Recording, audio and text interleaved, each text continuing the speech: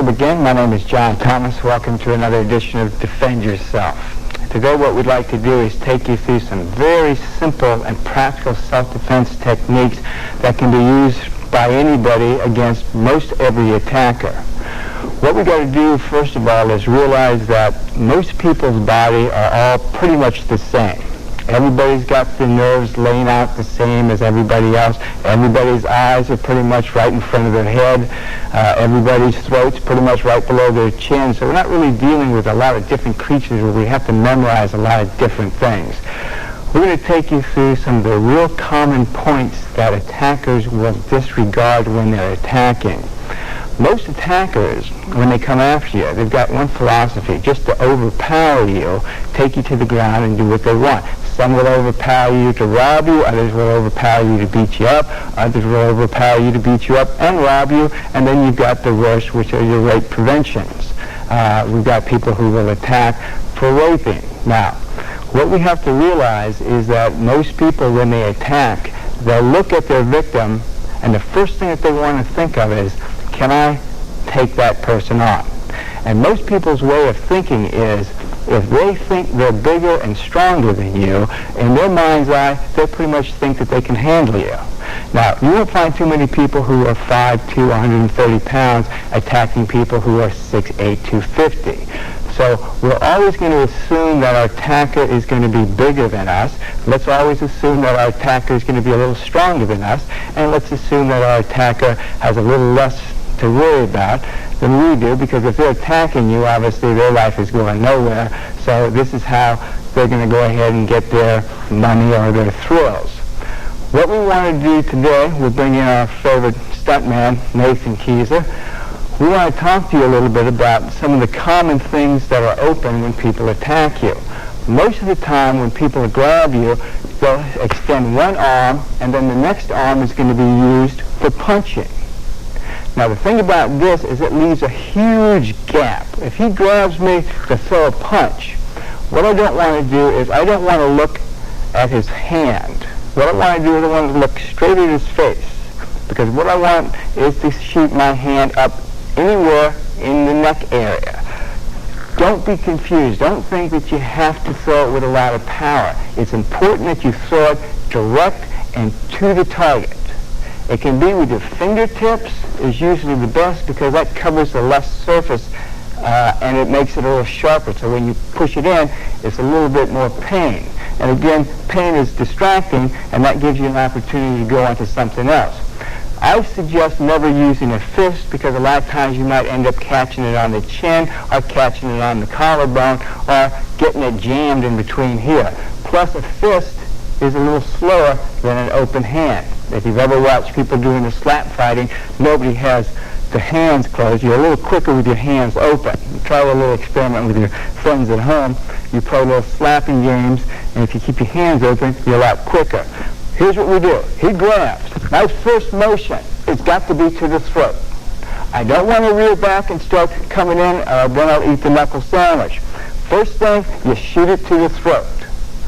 Now, once we shoot it to the throat, we will get him to back up or at least stay where he is. So, if I shoot it to the throat, my next order of business is I'll take my knee, because he'll go back. I'm going to take my knee, grab it, and I want to wrench it right below the belt. Try not to be too Channel 20 action-packed theater on this. We don't want to have a lot of wrist grabs and holds and restraints. This is practical self-defense. This is the kind of self-defense that you want to do quickly and then get out of there. So when he grabs, boom, right to the throat, right away. And that's going to get him to either one, back up, or remain stationary. After we do this, grab onto a hunk of clothes and we'll knee into the crotch area. Now from here, it's best that you now try to get away from his grab. He may, like a dead turtle, still be hanging on to you, but that's just going to be for his own safety. He's just going to hang on to you because he's not going to have any idea what's going on, and he may just hang on to get a bearing of where he is. So he grabs here, shoot to the throat, knee, and then from here, you can kind of scramble around until you get an opening to escape. Now, keep this in mind. Anywhere to the neck is good. Anywhere to the neck. You can put your finger here, here, side of the neck, any part. If you take your own fingers and you just kind of push them on your neck, you can kind of feel where the pain is, and it doesn't take a whole lot of pressure. Again, as always, when I'm talking to you guys, I want you to play it smart. When you're working with a partner, don't jab your fingers into the throat. You got to be very careful about it. What I recommend you're doing is just kind of reach up and gradually put a little pressure and feel what it's like. Put a little pressure on the side of your neck. Now, if we look at the neck, pretty much anything below the ear to the top of the shoulder, anywhere in here, here, and here is fine. Now, the only part of the neck that doesn't work that well with the poking will be the base of the skull. This one requires a little bit more of a hit, so we're not going to worry about the base of the skull right now. We're going to worry about anything from the bottom of the ear down. And if you do this, you take your partner and you put your finger right below the ear, and you just push in and then pull towards the nose. It's very, very painful. And I don't apply a lot of pressure. Just a little bit of pressure behind the ear, and you can reach up there and feel that yourself. Also, you can reach up there and just kind of tap your partner's neck, and it's very sensitive. So when I teach people about self-defense, if you can get to the neck, it's a great way of keeping somebody at bay. One of the little things that I teach my students is I put my hand on their chest to let them see how strong they are. And they try to push me back, and I'm holding them this way. And as you can see, by holding him on the chest, he's able to overpower me. So if he's attacking, I don't want to be here. But yet I can take the same thing, and I let them choose a finger. Usually they'll pick this finger, but I use this finger. We put a finger right here, and then I say, for every inch you push me back, I'll give you $100. He moves, and it's very easy for me to keep him at bay just with one finger. And I'm not really even trying. I'm just keeping a stiff finger. That's all you really need. So you got to figure, if a little tap is going to bother him, imagine what a good strike is going to do. All right, here's the concept. He grabs. Here's what you have to do. Wherever your hands are, they've got to go straight into his neck. You don't want to ever do this. Don't reach back and let him in on the little secret. Second he grabs, you shoot it into the neck. Now, what most attackers don't expect is they don't expect you to be aggressive towards them. Most attackers expect this. If he grabs, they're expecting you to retreat this way. And with that in mind, that's why they're grabbing you. Normally they're going to grab you to keep you in one spot so they can rattle your cage a little bit. So when he grabs me, I do just the opposite. I shoot it up towards the throat, and I don't have to do it hard. By the time he even reacts to that, I'm hanging on to something, and I'm throwing my knee into the crotch area. Now from here, once I do this, then I take the upper hand. I start moving him around. If he lets go, I've got the punching and the strikes to throw, and then I'm going to take myself out of there. Now getting on again with the neck. If he goes down, again, same spot. We're going to the ear, the neck, anywhere around in here is good to go. So don't panic if you think that you don't have an opening to the center of the neck. Anywhere to the neck is fine. Neck and ear. Keep that in mind. When in doubt, neck and ear.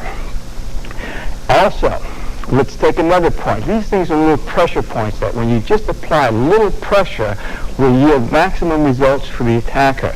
Now, another pressure point we have is if you reach up and you touch your collarbone. That's that little bone that comes right here. It's about this thick. It's kind of like a turkey leg. It's a real thin bone. It doesn't have a whole lot of density to it. It's about that wide. And it's only about that much in circumference. So it doesn't really take much to do damage to that. But what takes even less to cause pain is if I can slip my fingers to that bone and go over. And then there's a little soft tissue that lies right behind the collarbone that if I just with two fingers apply pressure, I can bring him down fairly simply. And this is one of these things that you can't help it because it's resting on something that's very sensitive. Now, certain things are painful but people can put up with him. I can pinch him this way, and it's painful, but he can sit there and take care of himself. He can handle this pain. Most people might wince this way, but we're doing the pressure points are where no matter how tough they are, they're going to have to respond to it because there's just too much pain is involved. So again, if you reach up on your own collarbone, you find the bone, and then you get on top of it, and you want to just push straight down.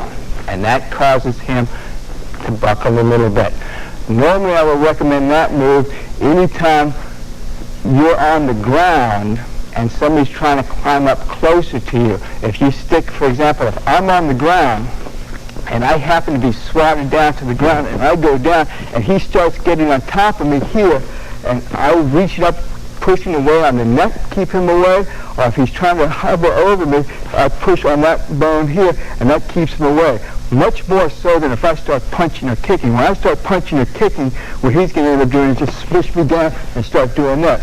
So I don't need to be punching him. As he's reaching up to get up towards the throat area, up poking in this way, and when he straightens up, that will leave all that stuff open. So keep in mind as we run down these things, you make a point anywhere to the side of the neck, anywhere to the front of the neck, anywhere behind the collarbone, and just push on down there.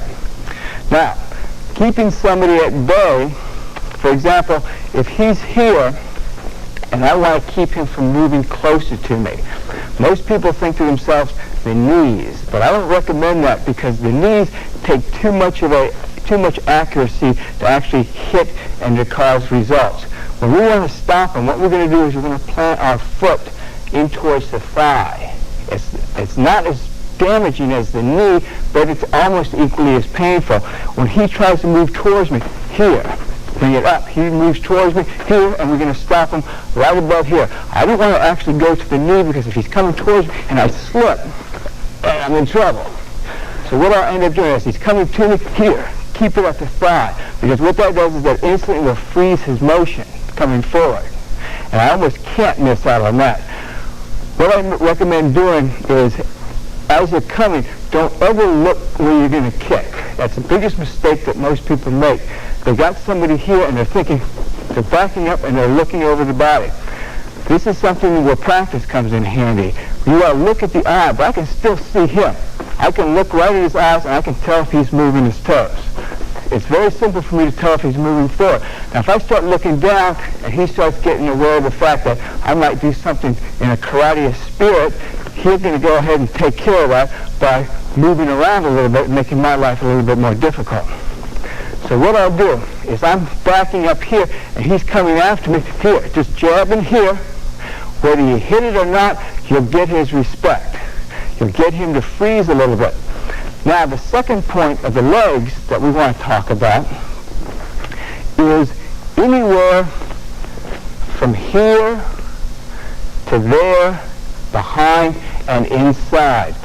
If I took a little red bandana and I put it right in the center of my leg here and I wrapped it all the way around until it was fully encompassing my leg, you have a bunch of pressure points in there. One of the major ones in there is what they call the sciatic nerve. If you pop out a knuckle, and again, try this on yourself before you do it with a partner, and you go right about the center of your leg on the side, and you just kind of pop it a little bit, just about this hard. You feel a little tingle in there. And you got to figure with just a little tap in here, you're going to get pretty good results as far as getting him to want to back away from you. What I normally tell people to do is if you get in position whereas if he grabs me and I push back in here, is to take, if he's too far back, not to try to come into him to throw that knee, but if he moves back, to take this back leg and to throw your shin bone, boom, right into that thigh. The good thing about this is it doesn't matter where this guy turns. He could be standing straight ahead, he can turn it sideways, it doesn't make any difference. If you keep this in mind, every attacker has this imaginary red stripe that goes right around their leg. If you can take your shin bone, and don't panic about that because the shin bone can absorb this kind of pressure because this is soft tissue. Now, I'm not telling you to take your shin bone and blast somebody to their shin bone because then the mightiest will survive as far as that goes. But you've got a lot of soft tissue right on the side of your leg. Even if it's muscle, it's still going to be fairly soft. It's not like there's a bone that's close to the surface. That bone is way in there, so you're not going to reach that bone. What you'll do is you'll take your shin bone because it's thin and it's semi-tapered. If you ever get a chance to look at a skeleton, or if you're unfortunate enough to have a compound fracture of your lower leg, look down at that thing and you'll be able to see that that bone is somewhat tapered and it's sharp. So you take that sharp bone and you just wheel and deal that thing, wham, right in the side of the thigh. I guarantee you, and I'll tell you, call me up if it doesn't work, but this is a signed guarantee. You will get a nice reaction from him. And I'm not saying that you're going to hit him and he's going to fall down to the ground and go, but he will definitely be in pain, and that will give you enough time to escape. Good thing about that escape is you've done damage to his legs. His incentive for running after you is at an all-time minimum after you've whacked him to the side. So again, these are the points that you want to keep. He grabs you to the shirt, boom to the throat. If he's still hanging on to you, or he's close, you're grabbing him and you're wrenching into his knee, and then like a hornet's nest that just explodes. Get rid of him any way you can to the neck, side of the ear. Just pound until he lets go, and then take the shoe leather express. If he grabs in here, boom, and he moves back, don't shift your feet into it. You're already in perfect position. Don't panic. He moves back, you just sway forward and just let that thing rip into the side. If he grabs that leg and starts hobbling back, we'll come in with the other one. And I'll drive him until the cameramen have to wheel and deal us way down the road. But that's what you'll do. You'll come and you'll bang it. If he moves away, you'll bang it again. And I'll tell you what, after that, you can turn and walk. It makes it real simple. Don't try to get too cute with this thing. Most people get panicky because they think that they've got to kick below the belt. Most people are going to be in tune with that. Kicking below the belt is great. I recommend it if you are in that kind of position, but I don't insist on it because most people are pretty much in tune with being able to block towards that. That's why the eyes, too. Eyes are a great place to go for self-defense, but reaction time is real quick with the eyes. If you go to the eyes, it's very easy to turn your head and to make the strike miss. So a lot of people who teach this, if he grabs and I try to go to the eyes, it's too easy for him to get that head to jerk out of the way and for me to miss. He can't move his neck. So if he tries to turn his face, he's going to be here. But I don't want to risk going to the eyes because he may end up turning his head, and then that's a free move that I've blown, and then he may go on to phase 2 of his attack, which might make my life a little bit more difficult. All right. Here we go again. Now keep this in mind. When you're working with your partner, we want to go real slow with this. We're assuming that you're here, he reaches up and grabs, turn into the move. Don't reach back and pop. Just turn, and just like it's a spear. Spear to the throat. If he's far back or you're not sure, whack into there, whack in here. Just keep the flow, get the motion going. Just keep going after him. If he grabs in here, throat, if he's still hanging off, boom, and then from here, again to the ears, nose, side of the neck, and kick. Work out some combinations and practice with your combinations. What I recommend students do is when they grab, go ahead and grab, boom, boom, boom, and you go back, you grab again, boom, boom, boom. Just keep the flow going. You can't be wrong. As long as you're throwing these things consecutively, you're never going to go wrong. They may not all land, but these are the kinds of things that if you can land 2 out of 5, you're in shape. If you can land 2 out of 10, you're in good shape. So don't, again, panic and think that each strike has to be the one that fits your problem. It's not going to work that way. You want to throw a bunch of strikes. I tell people, you want to be like a hornet's nest that somebody has just walked up to and just slapped. All your bees are coming out and sting with everything you got. Again, we're talking self-defense. I'm not talking about what happens when somebody pushes you at a bar. I'm not talking about what happens when somebody calls you a name that you don't like. That's self-defense is not needed for that. All you need to do is just have a little brain power. Use your gray matter, turn and walk away. Self-defense is when you feel your life is in jeopardy and you feel that if you don't get out of that situation, you're going to be in physical harm and he's going to come after you and kill you, if not worse. So keep that in mind with any self-defense that you see from me or any other instructor, that self-defense is got to be a last resort. Don't think of it as something to gain advantage over somebody because you're trying to be Mr. Tough Guy. All right. Last thing I want to go over today, and this is one of the real simpler moves, and this is caused when somebody grabs you from behind. Now, if I'm here reaching, he's grabbing me up from behind. Now, this is a real typical grab. Grabbing you inside where your arms are not actually being taken care of. Most people will end up grabbing in towards the hand and trying to whittle out this way. Now, the bad thing about that is he's got a whole lot more strength than I do pulling me back than I do pulling him forward.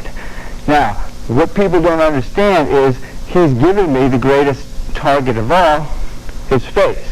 And he's also allowing me to hit it with the part of my body that has so little nerves to it, and that's the back of the elbow.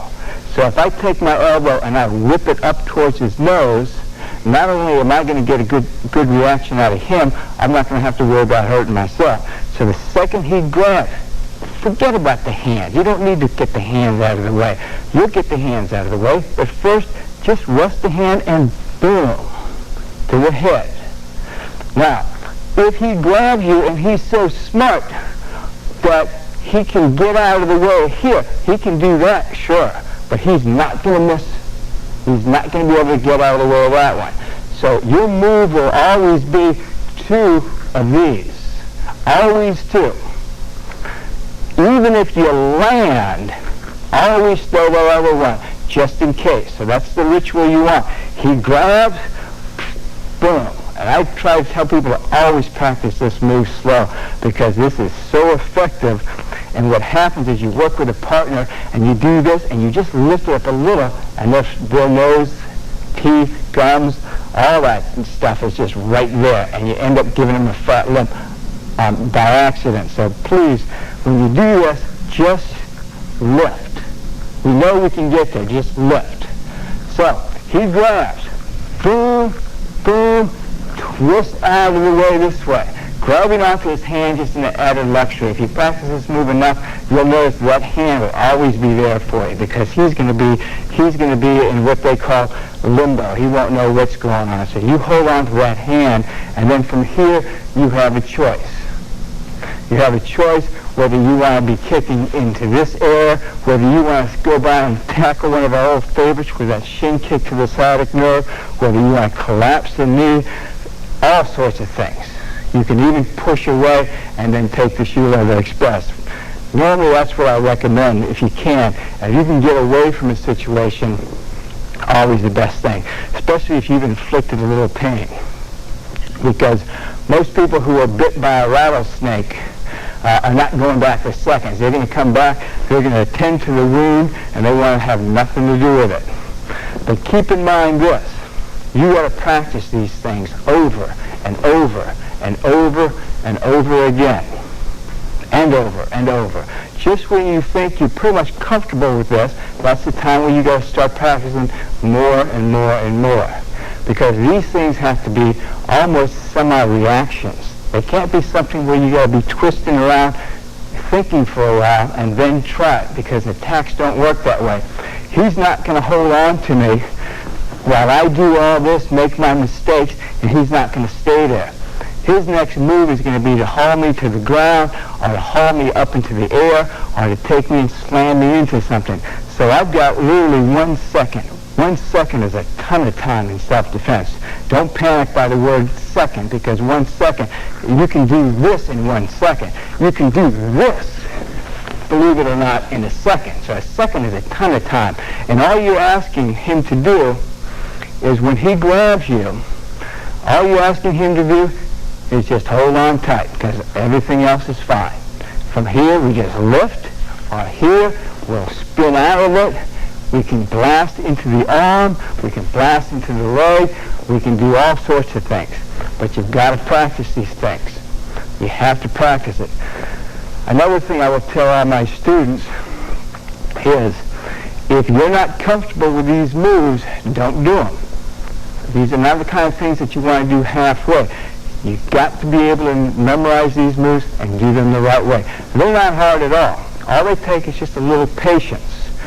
This takes you to break the old habits of these kinds of things. If he grabs me, I'm taking care of this kind of stuff. These are habits that you got to start breaking. So just run these drills. He grabs, here. He grabs, here. He grabs, here. And that's all you do. You just run them, and then you'll run them from the other side. But I'll tell you what, do not jump in the deep end if you can't swim.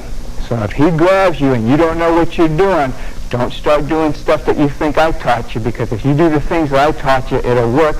If you do the things that I kind of taught you, but you kind of realize something else, then you have your own responsibility to worry about. He grabs, boom, to the throat. We're here. We got all sorts of things to do. Keep in mind, your knees and elbows are a great thing to have. The throat, the side of the neck, you can't go wrong with that. Can't go wrong with any of the pressure points, any of the arteries, and so much so forth that you can squeeze in a little bit causes pain. It's like the chokeholds.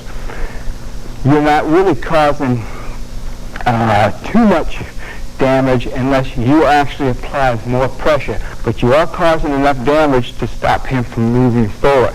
So again, depending on the situation, you got to start thinking to yourself, if he pushes me at a bar, is it a throat strike? It is not.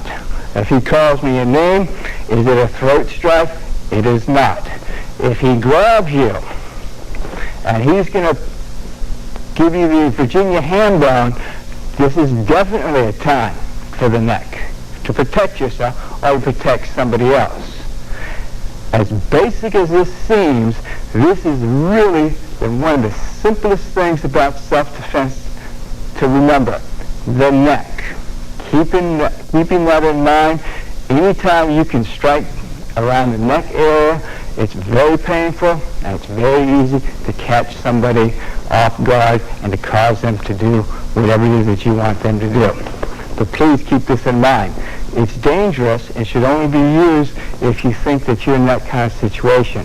When you're working with your partner, don't be silly and start figuring out how you can hurt them, because they're not going to want to work with you. You can figure this out. If I just tap here, it's very sensitive. So until next time, what I'd like you guys to do for me is take this tape, run it back and forth, and just work on pushing on the neck and start feeling on your own neck what's real sensitive. And then as you work with your partner, just let it get into a routine. Don't panic. It's not that hard, but what it does take is it takes a lot of practice. Until next time, guys, take care of yourselves, and we'll see you next time.